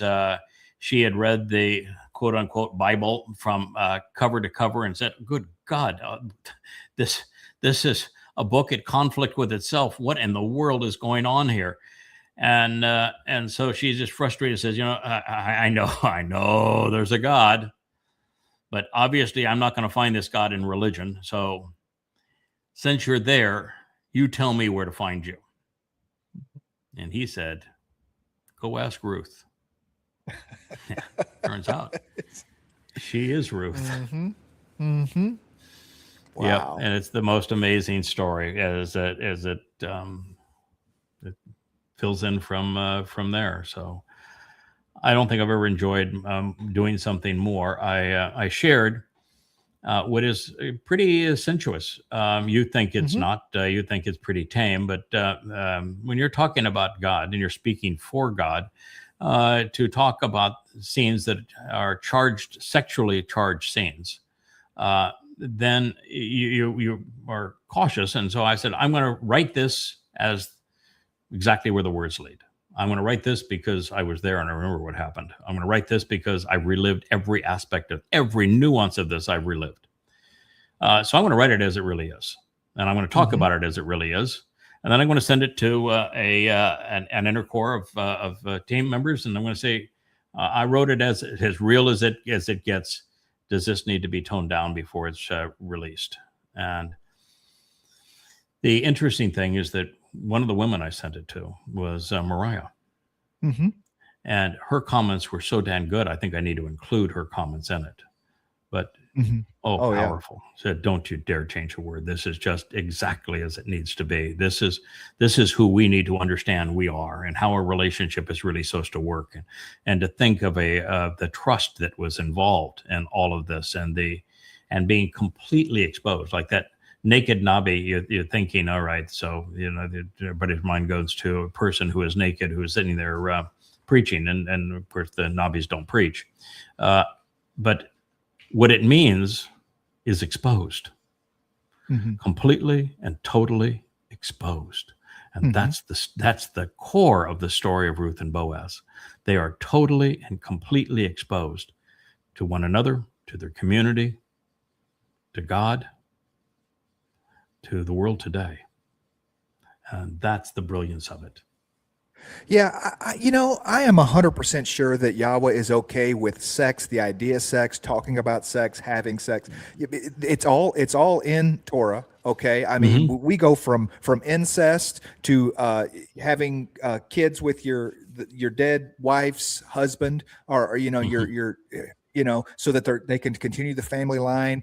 Adam and Chawa are naked in the garden. I mean, I'm pretty sure that he's Dode okay is with bringing it. the Aaron of the Barat, what's called the Ark of the Covenant, into Jerusalem, and he's bare ass naked from the ephod down, and and that story is so talk about a sign. That story is the kind of the ultimate sign, even for the Ruth story. They tie it right into together, because he at the end, when his belly aching wife says, you're not significant with God, with Yahweh. And he says, well, we'll go ask the Amma whether or not I'm significant. And Ruth is Right. the one who says, I am the Amma, and I'm Mhm. going to deliver the kinsman redeemer. And oh, by the way, pal, you are the kinsman redeemer. Mhm. Yep. Yeah. It's just, and what we learned about what redeemer is, what Amma is. You know, a redeemer, it's a very special form of salvation. The association of kin is not actually in the word. Mhm. Gaal Right. does not mean kinsman redeemer in the sense that we've been accustomed to saying. There's no association with kin in the word. Mhm. But the redeemer is very special in Gaal. It's a savior, a deliverer, and a redeemer who is focused on liberating people from the control of others and from their own malfeasance, who is willing to pay the price. Mhm. The emphasis on the redeemer is that he pays the price. He makes the sacrifice. He endures the cost. And so a redeemer is a very, very special dude. And not an insignificant price either. That's no. the You're looking at the connotation of it, price yes. that Noach paid Mhm. when he saved his family. Built 40 years constructing that Tebah. Mhm. The price that Moshe paid when he went back to liberate his people, where it was so miserable, he said, God, you might as well just kill me. It's the price that Dode ultimately paid when he fulfilled Pesach and allowed the Romans to crucify him, and then his soul went into Sheol to remove his people's guilt so that they could join him as part of Yahweh's family. It's the price that I will pay when I'm sacrificed as the Adam of Perah.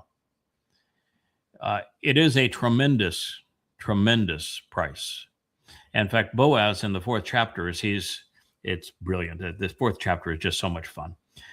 Boaz is a bright boy, and he has this whole thing wired. And it turns out that Boaz is the one that taught Dode to write. Now I have proof of it. And he's saying, all right, any one of you think that you want to be a redeemer? You think that you can play that role? You think you're capable of paying that price? Step right up. Mhm. I want you right now to step up if you think you can pay the price and act the role of a redeemer, because it's a tough one. Mhm. And that's why there have been so few of them. Mhm. But it's just and by the way, the reason that kinsman is associated with it is because everybody I mentioned there Mhm. knew the people that they were redeeming. No one will make that kind of sacrifice for those they don't know. Noach saved his own family. Mhm. Moshe saved his people. Dode saved Israel. I'll save the covenant family. Everybody knows. You don't make that level of sacrifice unless you know who you're protecting. You would do that for your daughter, for your son, maybe for a best friend, but you're not doing it for somebody a half a world away that you don't know. Right. Right. That's where kinsman came in. Otherwise, it would have no association with kinsman whatsoever. And then the other issue is that in this story, Ruth that is acknowledging that she is a Nakara, that she is an observant foreigner, but not before she twice acknowledges that Boaz is the Nakar, the observant foreigner. But he's born and raised in Yehuda. You can't be more unforeign than he. And, in the end, it's a Nakar, observant foreigner, that saves Israel, saves the world. Mhm. But in this story, Ruth is a Moabite. And yet she now is a Yehud. And so you get down to what is the Moabite? Well, it's the incestuous product of Lot, who was Abraham's nephew. What is an Edomite? It's descendants of the twin brother of Jacob, all one family. And so you come to the realization that it's all a naming convention. Yisrael and Yehud is a naming convention. It's a very important naming convention, but that's what it is. And those that are perceived as outside of it can be closer than anyone who perceives themselves to be inside of it. And those who are banking everything on their religion and on their ethnicity, their DNA, are the ones who are deceiving themselves. They don't understand the naming convention or why God used it. Right. Its story is just so revealing. Speaking of the naked Nabi. Right. Well, it was interesting in 3 as well that all 3 words that pertain to, lack of a better word, sexual activity, bo, yada, and shikar, were all used, bam, bam, bam, right there on the threshing floor scene. Oh yeah. So I mean, oh yes. Oh no, somebody was trying to get a point across. Oh, absolutely. I mean, she is taking a bathing, then she's rubbing her entire body with oil and perfumes, and she's wearing the most statuesque apparel that she owns, and she is going to visit a man who is asleep in a public place. And the first thing she is going to do is uncover him from the waist to the toes. And then she's going to lay beside him. And she didn't oil up her body to lay beside him with the oils all covered. It was a sexual encounter. What's so amazing is that she did this at the advice of her mother-in-law, who was from Bethlehem. And second, that had it not worked out, had Boaz said, I've got so many young women, I don't need another young woman in my life, and you're half my age, and and you're from another community, and I just don't need this. She would not have lived through the day. In that culture, she'd have been dead. So she did either the boldest thing in the history of women, or she knew exactly what was going to happen. And then, you're in a highly charged sexual situation, and these two are talking prophecies that are transformative for the world in the middle of that. Now, can you imagine having your wits, most beautiful woman probably in the world at the time, is all oiled up. She's standing, she's laying down right beside you, and you're naked. And rather than let's do this, baby, you're having a conversation with her that is prophetic of the way the world will be and how the world will be, the problems of the world will be resolved. And you're laying them all out, saying who, when, where, how the world is going to be reconciled back unto God. Right. That's why they're the naked Nabi. It's just astonishing. It's such a good story. My favorite so far. I've never encountered. Sure. I've been writing. I have 3 volumes of Coming Home that are all essentially completed. I've got some superscript work to do in a couple of them. We've got some more edit to enter into them, and I've still got the 4th chapter of Ruth to complete. But it'll be about 2,000 pages when it's all done, and all 3 volumes will be published at the same time. And it has all been to get to this point, to tell the story of Ruth, which it's obvious it was written by Boaz. He's telling the story of Ruth. It has to be, because to have the details it has, and this is not a shared story, you know what I'm saying? And there's only 2 people there on the threshing floor. So, Yes. it's absolutely has to be. And Yeah, that's what I was telling you. interestingly enough, written by Boaz as named Ruth, right? I mean, it's one of the few books in the Torah, Prophets, and Psalms that has a female name in it. You know what I mean? Yeah. So yes, one of only 2. And the other one is trash. And I mean, Yashiyah wrote the book of Yashiyah. Jeremiah wrote, and so Boaz, and he writes Ruth. We find from Ethan Hajraki that I wrote the Mashal to help raise Dode and Solomon, and to share with them the importance of a relationship, mother, father, and son. And yet, I don't claim any of them, but at one point, they're all claimed for me. The the word picture that transformed our situation was the 31st Mashal, which has the Amma trying to save Dode from himself right after the Bathsheba affair. And it's also written by her husband, clearly written by her husband. So there are these examples. You read the Mashal, and it's a mother and father caring for their son. Guess who the father was? Guess who the mother was? Guess who the son is? So yeah, there were interesting examples of that, and I can tell you, Boaz can turn a phrase. He is the master of the innuendo. He is that man can turn a phrase. What you're saying is we somehow just got lucky that Ruth is only 4 chapters long. That it wasn't the Great Ruth Scroll. It wasn't the Great Ruth Scroll. Yes. I've got to. That Schroeder likes to write. He does. But the difference is. They say, I wrote you a long letter. If I'd had more time, I'd written you a short letter. That one, he had lots of time. Yeah. He had lots of time to write that letter. And he had lots of time to write the Mashal. And these books that we now have, the 38 of them, they're 30,000 pages. We didn't have that much time.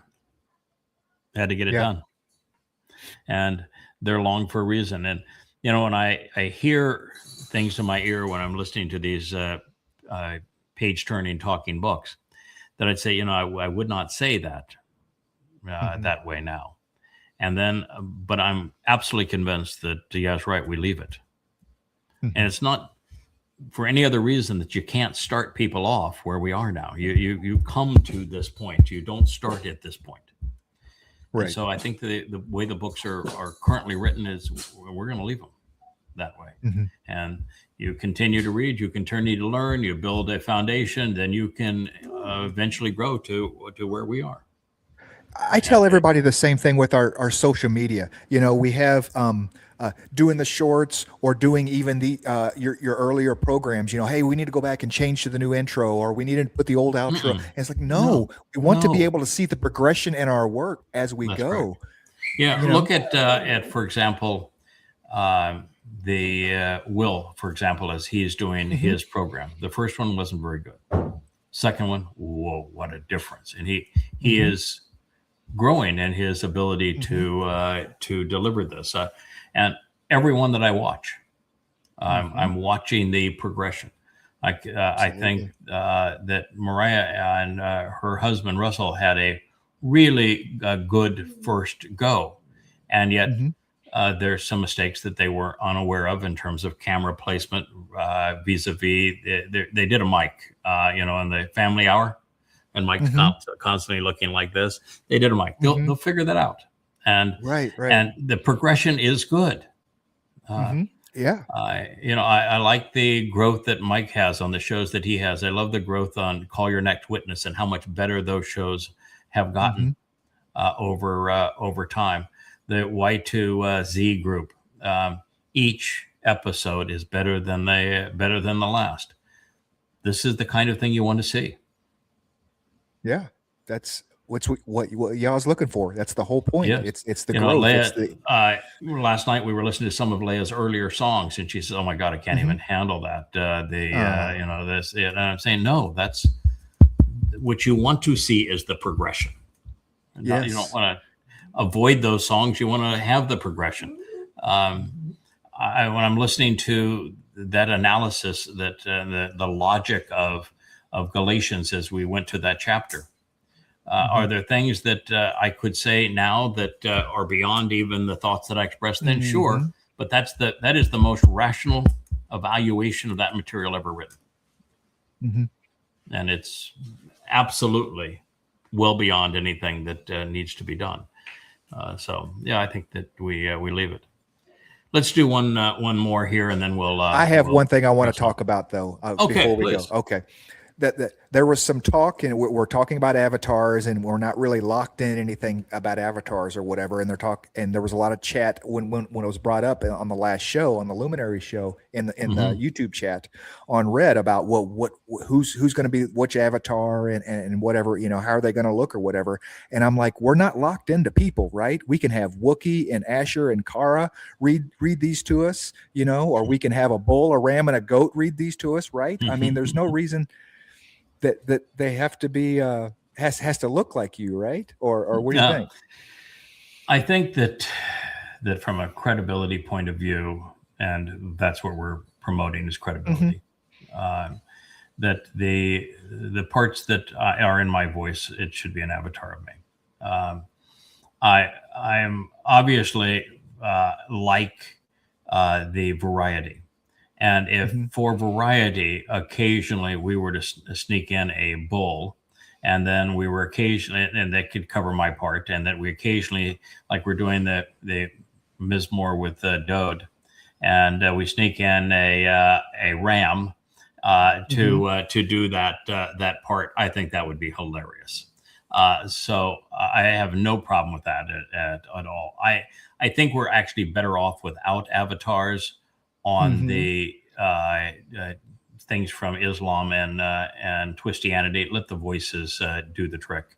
And right now, on terms of the bold for all of it, then we could have some fun with the bold. We got to be really careful because you're reading the very word of God, and you don't want to.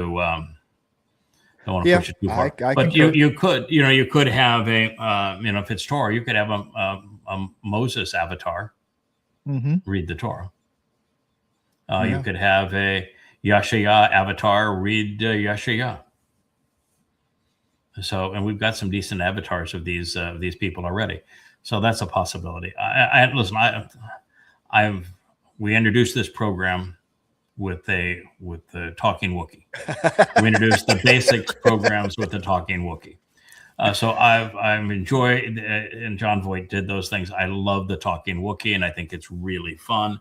And where we poke fun and have fun, I think is important. But this is seriously credible. Its credibility is our primary tool, and so I think we have to be a little bit careful. So I think it will be a Talking me for it. Whether or not we do Indiana Jones me with the hat that they've had fun with. I was going to say it can't even be the same shirt. Me and the Hawaiian shirts are this new series is kind of is an interesting look, and you'd love to see variety because that's part of the Joe genius. Can randomize that. Yeah, that's part of the genius. Change on you. Yeah, exactly. That's part of the genius of what Joe has created here. And his many voices, it keeps it interesting, and so I think that the avatar absolutely ought to change. But I think for credibility's sake, the parts that I'm sharing should be me. But I'm open to other suggestions. Okay. Where did we? Let's see. I think what so many people would do is put me with a baseball cap backwards. Right. Yeah. Okay, that we'll one do not one so more. much. There we go. Oh.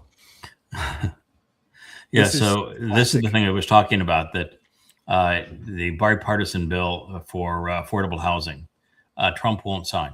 So doesn't really care that people don't have affordable housing, doesn't care that Congress and the Senate joined together in a bipartisan bill. He's not going to sign it. It's blackmail. You want that signed, then you sign his Save America Act, and his Save America Act means that there's never going to be an election again in America that's going to matter. He gets to decide how the election takes place and who gets to count the votes. Who gets to vote, how they get to vote, and who counts the votes is the Save America Act. My whole thing on this is I think he yawns in the middle of it. He is just completely uninterested in anything that doesn't have to do with him. Yeah, you can. What are your plans for the housing bill, Mr. President? Are you? I don't know. I think it's so unimportant by compared to the Save America Act. I think the Save America elections. I mean, I think he does. Talk about narcissist. I mean, just absolutely. Oh. Yeah, we don't have to talk about this. I just say you're talking about the billions of cells in your body, and that every minute there's like 2 million cells that are changing and being replaced, and this notion that you're going to have bodily resurrection, or that there was a bodily resurrection, is so utterly stupid. It has no concept of physiology, and when you die, the thing that you want is to have your soul separated from the body, because the body is the great limiting factor. And what they're also talking about here is that everybody is programmed to die. Every cell in the body is actually programmed with a drop dead date, and so we have been programmed to die. And you might say, well, why would we be programmed to die? And it's because God was exposed to created man to live, and man was despicable, and so he reprogrammed man to say your maximum life is 120 days. You'll live shorter than that, but that's the actual max. He reprogrammed our DNA specifically for that, and so we're programmed to die, because if we were to continue to live for long periods of times, we would be intolerably evil. Yeah. There'd be a lot more of us too. Yeah, and the more there are of us, the worse we are. This is kind of clever. This is Mark Twain, and I think everything but one line is actually quite good. You know, age is an issue of mind over matter. If you don't mind, it doesn't matter. It's one that I've bought into for a long time. Particularly being a guy that's 6,000 years old, at the very least, begins to be important for me. The secret of getting ahead is getting started. Boy, ain't that the truth. Kindness is the language which the deaf can hear and the blind can see. The fear of death follows from the fear of life. If you're not afraid of life, you're not going to fear death. Good friends, good books, and a sleepy conscience. I don't buy the sleepy conscience, but good friends and good books. This is a good life. And then forgiveness is the fragrance that the violent sheds on the heel of those that have crushed it. Yeah, don't forget. Forgiveness is unbelievably stupid, and it's part of the myth of Christianity, and it's such hypocrisy of Christianity, because they blame Jews for a crime they didn't commit and have held them accountable unforgivingly for the crime they didn't commit for 2,000 years. So, no. There's one, I don't know if we'll come to it or not, but I'll just speak of it. There's Tucker Carlson went into a rant saying that that Moshe went up the Mount Choreb for the second time, and on the second attempt, he told God to kill him. And therefore, was that anti-Semitism? And then there's a guy that rebuts him and says, well, no, dummy. That actually happened after they left Mount Choreb. They were 3 days out of Mount Choreb, as a matter of fact, at that position. And so, I guess this is the one. They were 3 days out of Mount Choreb at that point. And then he wants to redefine what Moshe said, as if Moshe was not complaining against Jews. You know, he says, no, Moshe was showing his deep compassion for Jews. And he took it completely out of context, because in context, what it says is that the Jews were so obnoxious, so demeaning. This is in the 11th chapter of Devarim, not of Devarim, of Bamidbar, of Numbers. And in the 11th chapter, it says that Jews were so obnoxious that God couldn't stand them anymore, that his righteous indignation caused him to literally ignite and consume everything surrounding the encampment. So God was just utterly disgusted. And the point where God is utterly disgusted because they're being so obnoxious, the Jews are, that they're not Jews at that point. They're Israelites, they're the children of Israel. And they won't become Jews for 3,400 years after that point. So with them being little snots, and they're being snots the entire way and never recovering from being snots and obnoxious, Moshe comes to Yahweh and says, I can't bear this. This is an impossible job that you've given me. And you must obviously hate me to have given me this job and put me in this position. And you have me as a nursemaid to these people. They're not mine. What are you doing to me on this? If you had any compassion for me, you'd just kill me. And so it's Moshe giving up. The children of Israel had become so obnoxious, they were impossible to lead. No one could do it. He knew the job was impossible. And he told God, I just want you to kill me.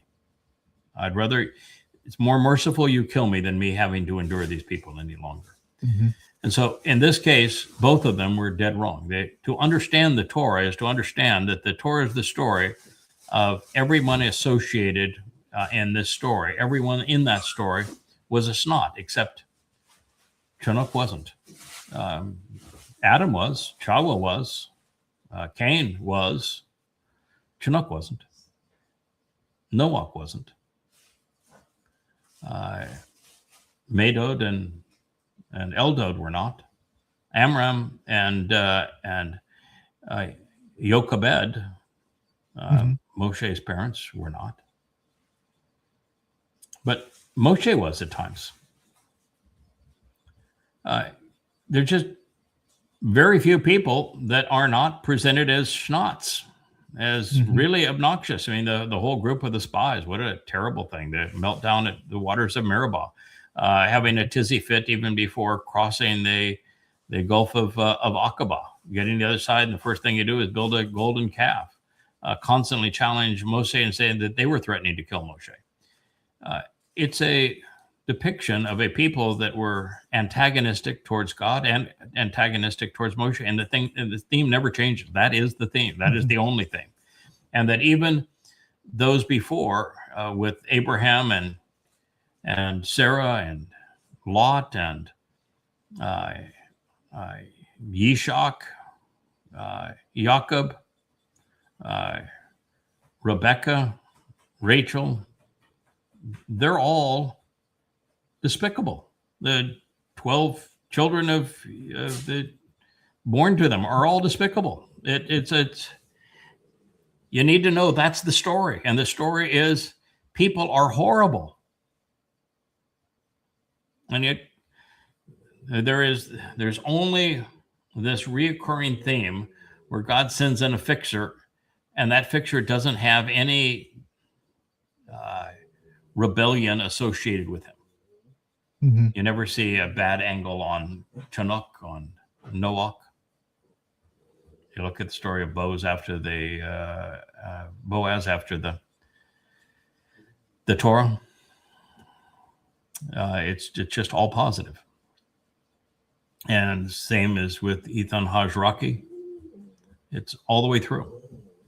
So you got one guy that's the fixer, and he doesn't seem to do stupid stuff, because maybe that if he did stupid stuff, that they wouldn't fix the stupid stuff that he was sent to fix.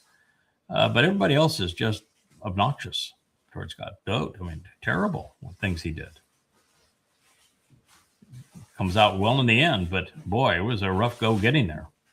Yeah. So it's just a gross misunderstanding. As a Christian, Tucker's just a nincompoop when it comes to this stuff. He's got no clue what the book says or who God is or any of that. He just has hate in his heart for Jews, as like most Christians. He's just a demon-possessed one that's bribed by Muslims. So he's a special kind of idiot. It's this whole idea, a leader who cares so much he can't bear to carry it alone. I don't even understand that. Heavy is the head that wears the crown. As a leader, you are always alone. That's the point. You always are. You know? Yeah. Yes, you always are. And you know, it's like Boaz when he has the meeting outside of the gates, and he has already set this up. The only one person that had a potential to be able to pay the price to redeem Ruth, who he's already consummated the relationship with. So he's in a position where he's pretty insistent it's going to turn out his way, and he's the one that the first use of the cohortive and the imperative on the same verb, and he repeats it over and over again. You know, my will is for you to capitulate to my will. You can have your free will so long as your free will aligns with what I want to. So we're making it clear, and you're familiar with the concept of Gaal, Redeemer, and that the Redeemer pays the price. Is any of you willing to step up and pay this price? And he knew that he was, and he knew that nobody else was. And so he said, I just want it real clear that if any of you think that you can step up and you can act in the role of a Redeemer and you can pay the price, then you step up right now. That'd be fine if you think you can. But I want to hear it from you right now if you think you can step up and pay this price. No belly aching later. Right. And so that's the deal. And yeah, it's true that even the greatest king of the two of Israel, David and Solomon, they both buckled under the pressure. Solomon didn't recover, David did. But it's Moshe collapsed under the pressure. That's Abraham collapsed under the pressure, and he didn't have any pressure on him, and he still collapsed. It's Jacob collapsed, and he didn't have any pressure on him either. It's a tough damn job. Tough. Very few people. That's why Boaz said, if you think you've got it in you, man up right now. But know the price you're going to pay. It's the worst job in the world to be vulnerable like that and exposed like that. It's everybody thinks that is just glorious, and they want to esteem to it, and until they know what the burden of it. And there are people that are made for it, and they'll say, "Yep, I'll do that." But in the things that I'm doing in this life, I don't recall that Yahweh ever asked. Yeah. I think it was just all the way assumed all the way through. We've got a job to do. We've done it before. We're going to get this job done. And every time you're confronted with a new mission, an addition to the mission, it's never, would you mind doing this while you're here? What about dying as the Adama Parah is going to be really a gruesome spectacle, going to be the worst slaughter in human history. You mind stepping up for that? There's never a request.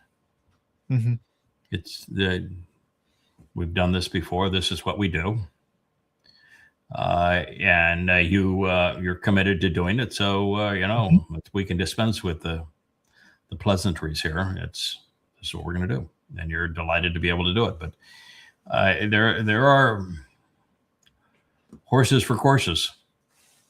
Well, yeah, Bulls and that's for the whole paddocks. point of continuing to translate, because you're constantly growing into the role. Yeah, I know it's coming up. Yeah, I know I'm going to be ready for it. Yeah, but then it's that, oh no, I really am going to be ready for. Oh wow, okay, I got this too. Yeah, okay. Or if you're coming along with us and you are exposed to something as brilliant as Ruth, or that 31st Mashal, or the prophecy of the two luminaries, and you're seeing it all materialize. Somewhere along or to have the Torah come alive as it's prophetic for what we're doing right now, what we battle against and what we're trying to achieve, it's got to be extremely reassuring to be part of that. Yeah. Yeah, we need to put spoiler alerts on some of the books. Hey, if you're reading ahead, don't read here yet because you're not ready for it. You need to grow. You need to grow to this point so that you have the base to appreciate it. Neither of these guys do. That's why they get it wrong. Yeah. And you don't start out that way. I mean, there are examples where Ethan Hajraki, he started out that way because he was brought in as a full adult.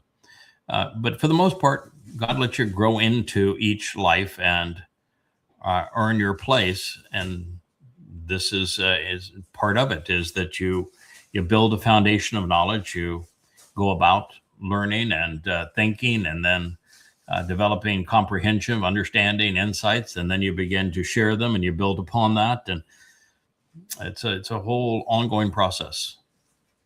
And you don't do it for money. No, there's no money. No, there's no money in it. You don't do it for money. You don't do it for fame, because all of the attention is critical. Mm-hmm. You do it because it's the right thing to do. Mm-hmm. Because God wants you to do it. And, with all of the numbskulls that he's had to endure over time, he's entitled occasionally just to have somebody say, sure, let's go ahead with that. And then, it's always with him, it's not like he is assuming, well, he is assuming that we're going to do it, but all along, he's complimentary. All along, he's saying, this is really special. I'm so very happy with this relationship. This is something that I'm going to reward. It's a glorious situation here. And so he's constantly doing that. And when you don't ask him for signs, you're lavished with them. Mm-hmm.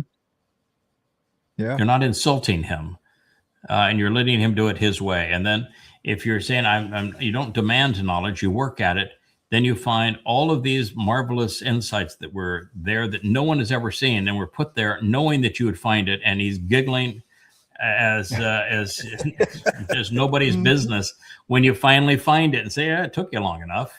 Pretty cool, right. Huh? How'd you like the way that one worked out? I love it. It's marvelous fun.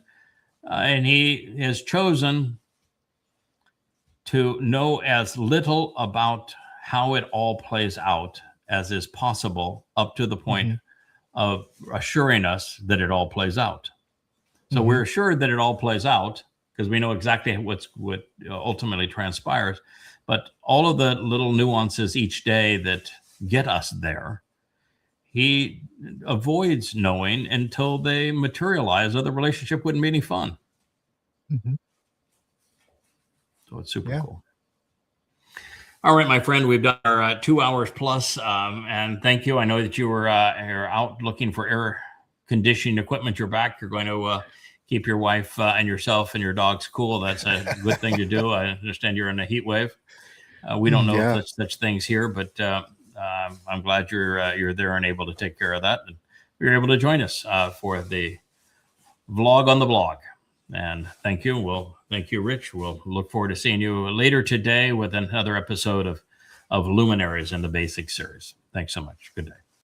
Hey there. Thanks for tuning in. That was Fetch. Gotta run now. Catch y'all on our next podcast.